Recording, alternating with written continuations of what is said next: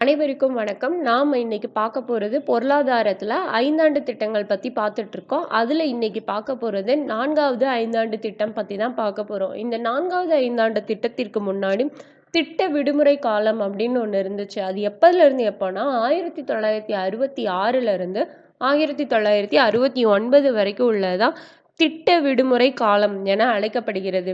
இது எதுக்காக இந்த திட்ட விடுமுறை காலம் ஏற்பட்டுச்சு அப்படின்னா 1965ல் அதாவது 3வது 5 ஆண்டு திட்டத்திற்கு இடையிலே இந்தியா பாகிஸ்தான் போர் நடந்துச்சு. அதனாலையும் 3வது 5 ஆண்டு திட்டத்தோட தோல்வியும் தான் இந்த திட்ட விடுமுறை காலத்திற்கான காரணமா அமைஞ்சிச்சு. அப்ப திட்ட விடுமுறை காலம்ன்றது எப்போ அப்படின்னா 1966 டு 1969.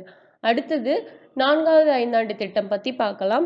4வது 5 ஆண்டு திட்டம் இதோட திட்ட காலம் 1969ல இருந்து 1974 வரைக்கும்.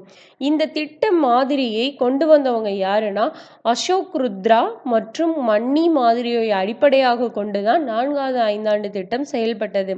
இதோட நோக்கம் என்ன அப்படின்னா நிலையான வளர்ச்சி மற்றும் தற்சார்பு நிலையை அடையணும் அப்படின்றத இதோட நோக்கமாவே இருந்துச்சு.